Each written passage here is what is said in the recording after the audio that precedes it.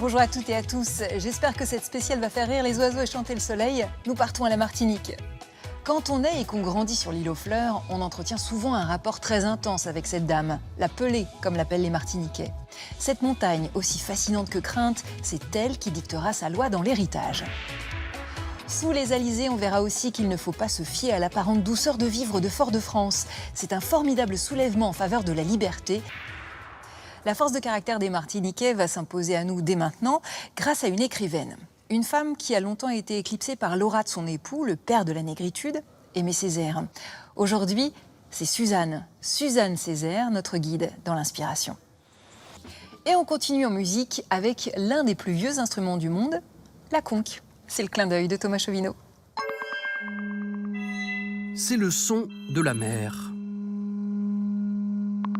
Des vagues graves et profondes, modulées par la main de l'homme. La conque est l'un des plus anciens instruments de musique qui soit. Et souffler dans une conque, c'est pas de la tarte. On peut trouver sur Internet de nombreux tutos qui expliquent comment faire. Imaginez que vous avez une paille dans la bouche et que vous essayez de la retirer. En Europe, la première conque musicale date de 18 000 ans. On la retrouve dans l'Antiquité grecque, égyptienne ou maya, mais aussi dans le Pacifique, en Inde et donc aux Antilles, où la pêche au lambi, le nom donné à cette conque, se pratique depuis 6 000 ans. Dans son souffle, on peut entendre l'histoire des Caraïbes, et qui commence bien avant l'arrivée des premiers conquistadors. Dans les îles Vierges britanniques, une île entière s'est formée de conques. Le plus ancien coquillage trouvé là date de 1245 environ. Il semble que les pêcheurs, après les avoir mangés, aient abandonné ici les coquilles vides qui ont fini, petit à petit, par former un îlot. Avant d'être un instrument, la conque est une source de protéines, consommée déjà par les Amérindiens. Aujourd'hui, elle se mange frite, grillée ou marinée dans du citron vert, et la coquille vide devient une conque de brume pour les marins.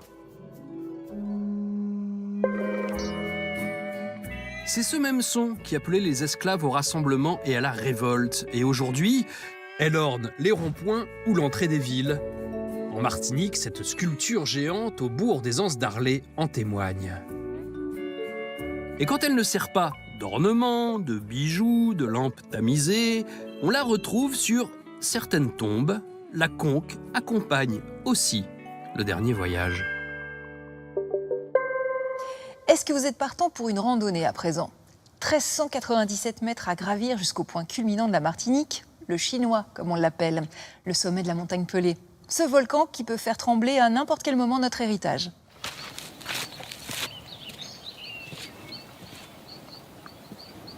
Eh oui, Saint-Pierre t'es belle, eh oui, Saint-Pierre t'es roi, mais pas t'es ni pièce sagesse, c'est pour ça volcan pété. Et là, il pétait du fait, c'était pour brûler les mauvais vivants. Mani l'impression, toute Caraïbe là, qui mord Saint-Pierre, porter malédiction, bas Saint-Pierre.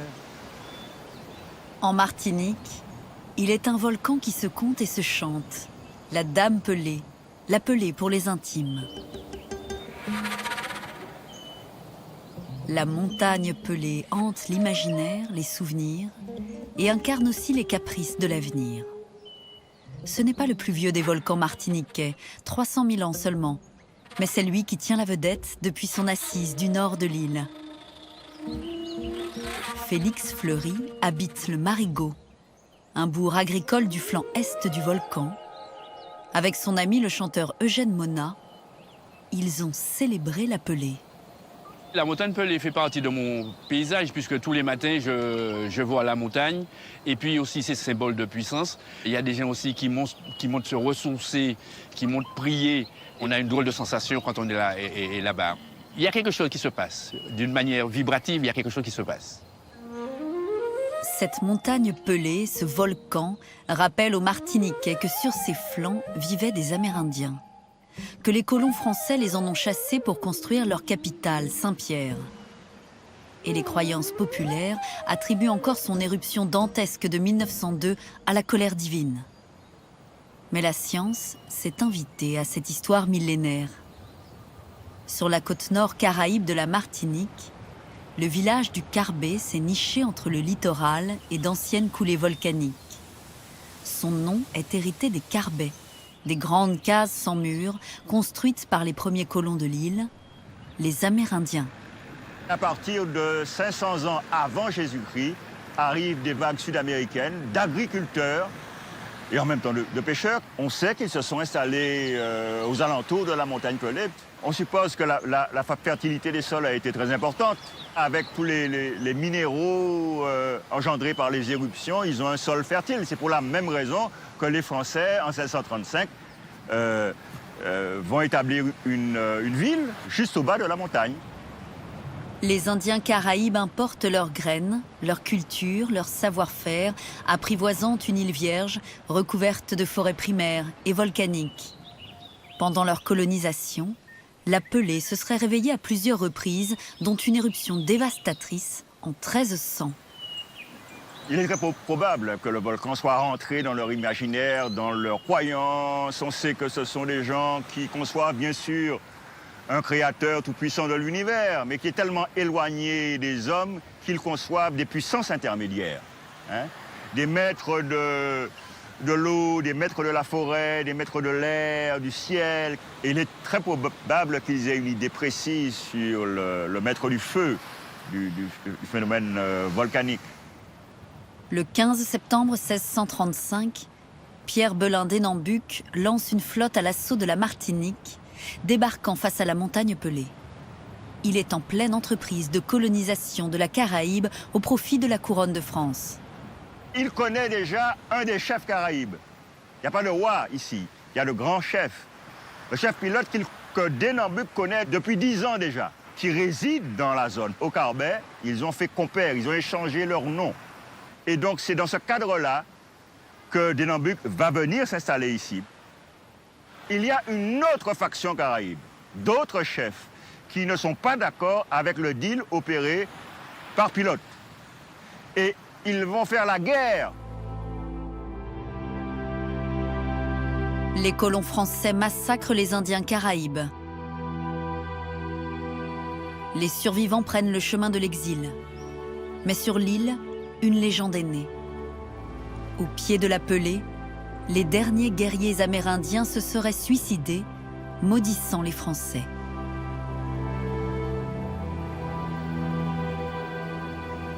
La montagne de feu nous vengera, la montagne a éclaté. Ça, ce sont des légendes d'après. Cet épisode où des Kalinago, des Caraïbes, sautent du haut d'une falaise et se suicident en se jetant de la mer, n'est pas un épisode de l'histoire martiniquaise. Par contre, c'est un épisode vrai qui va se passer lors de la conquête de Grenade. Cet épisode a été ramené ici, bien sûr. C'est un acte vrai, mais ça ne se passe pas ici. À une baie du Carbet, la belle Saint-Pierre est la fille de la Pelée et des Français. Le café et surtout la canne, exploités par les esclaves dans les terres, ont fait la fortune des colons. En 1900, Saint-Pierre est la capitale phare de la Martinique, la perle des Antilles. C'est la ville par excellence, c'est-à-dire Saint-Pierre, c'est vraiment la pièce maîtresse qui ensuite va redistribuer toutes les denrées qui arrivent et ressortent. C'est le principal port maritime, le siège aussi des négociants qui ont un très grand pouvoir et une très grande indépendance aussi vis-à-vis de la métropole française. C'est à Saint-Pierre que l'on vient s'encanailler en dansant la biguine, cette musique noire ancêtre du jazz. On sort au casino, en repartant souvent accompagné de femmes d'un soir, et l'on vient se montrer au théâtre de la ville, le plus beau des Antilles. C'est un théâtre de 800 places, tout à fait conforme au goût de l'époque et de l'Europe en particulier, dont le modèle est transposé aux Antilles et qui ajoute au prestige évidemment de la ville, mais qui aussi remplit un rôle éminemment social. La saison théâtrale scande vraiment la vie non seulement de la ville, mais même au-delà de la colonie. C'est-à-dire qu'on peut venir, on se déplace pour cela. Depuis le XVIIe siècle, la montagne semble approuver la bonne fortune des colons. Elle ne s'est réveillée que 2 fois, sans effusion. Mais les Amérindiens ne sont plus là pour transmettre leurs connaissances et leurs craintes du volcan. Début 1902, des nuages de cendres et des coulées de boue font les premières victimes. Le 8 mai au matin, à 8 heures, à peu de choses près, la montagne littéralement explose. Il y a une immense détonation et c'est un immense nuage qui va déferler sur la ville et tout balayer. Encore aujourd'hui, on compte encore les disparus. Pour, je crois, beaucoup de Martiniquais, c'est d'abord un pan de leur histoire familiale qui se rattache à cette catastrophe de 1902. Tout le monde a un petit morceau de son cœur qui se rattache ici. La ville est rasée. Sa baie où mouillaient des navires marchands se transforme en cimetière sous-marin. Près de 30 000 personnes sont portées disparues. Le carnaval, célébré en grande pompe quelques semaines plus tôt, est accusé d'avoir provoqué le châtiment divin. Le carnaval, par définition, c'est un espace-temps de tous les excès. C'est un espace-temps inversé où dans une société qui est quand même très rigide, où tout est permis. Le pauvre devient riche, le riche devient pauvre. On peut se moquer de tout et de tout le monde. Ce dernier carnaval aurait été particulièrement débridé. Les autorités sont accusées à tort d'avoir empêché l'évacuation pour des raisons politiques. Faisant fi de tous les rescapés, blessés ou réfugiés, se construit très vite le mythe de deux uniques survivants. On les surnomme Syparis et Léon Compère. Dans toutes les catastrophes, il faut aussi des miracles. Et parmi les miracles, ce sont ces deux survivants. Donc, alors Ludger Syparis, parce qu'il faut bien lui restituer son véritable nom, qui était donc emprisonné dans la prison qui est voisine, et un cordonnier. Ça, c'est la légende. C'est une construction liée aussi à la présence de journalistes qui font du sensationnel. Et Syparis en particulier, il a été recruté par le cirque, le Barnum Circus, le plus grand show du monde, où il est exhibé à côté du nain, des sœurs siamoises et je ne sais trop quoi encore. Dans les mois suivants, la montagne Pelée continue à faire des milliers de victimes. Le gouvernement français dépêche alors le professeur de minéralogie, Alfred Lacroix. Au Morne des Cadets, un mont faisant face à la Pelée, son poste d'observation est devenu dès 1903 le premier observatoire volcanologique de France, le deuxième au monde après celui du Vésuve. La montagne Pelée, pour un géologue, c'est un lieu de légende parce que, bon, on commence nos études en apprenant notamment donc, ce qu'est le dynamisme péléen. Et ce dynamisme péléen a été défini ici par Alfred Lacroix. Il passe près de 6 mois au Morne des Cadets et réussit pour la première fois à expliquer scientifiquement l'explosion de la Pelée avec une expression de son cru, les nuées ardentes. Ce volcan, le 5 et 6 mai 1902, présentait déjà des lueurs. C'était le dôme de lave qui se mettait en place. Donc le 8 mai, donc, il y a eu une explosion, un mélange donc, de gaz et de matière solide, qui sont ensuite donc, répandus donc, sur les pentes. Ces nuées ardentes sont chaudes, plusieurs centaines de degrés. On sait qu'en plus, ces coulées également étaient très rapides, près de 150 mètres par seconde.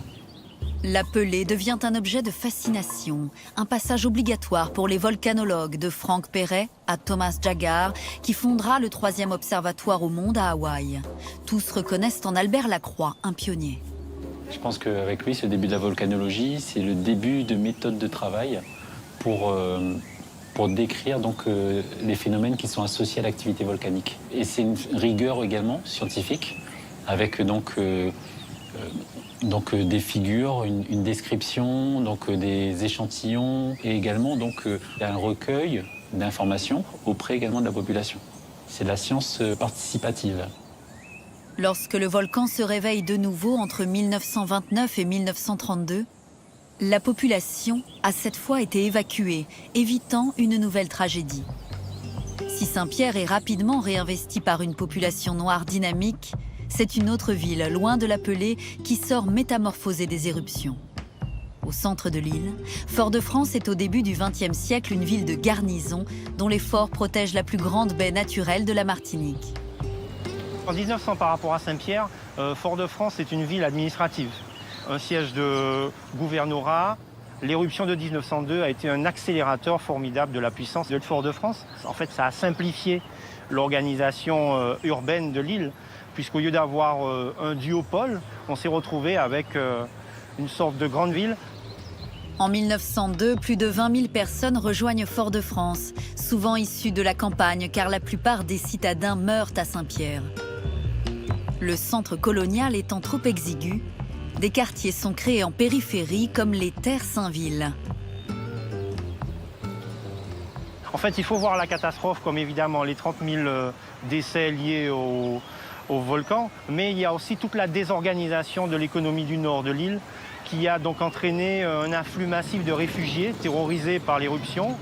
Ceux qui venaient du nord par l'intérieur et donc se sont installés sur les hauteurs. Et puis il y a eu tout un afflux ici et il a fallu donc prendre des mesures pour humaniser un peu cet espace. Ces réfugiés ont gravi les échelons sociaux et on s'est retrouvé avec un quartier populaire, ouvrier, dans les Terres Saint-Ville. Les exilés de la Pelée sont les premiers d'une longue série de migrants des campagnes qui vont peupler Fort-de-France et lui donner son identité hybride, créole, tout au long du XXe siècle. En Martinique, c'est donc la montagne Pelée qui fait la loi, sous l'œil averti de ses nouveaux gardiens, scientifiques ou habitants, et la voix de ses conteurs.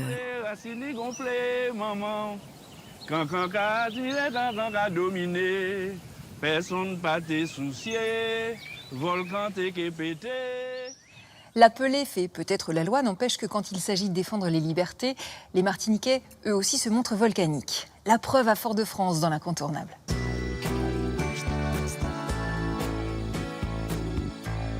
Et voilà, c'est la fin de cette spéciale, comme on dit en créole, à un dos de soleil.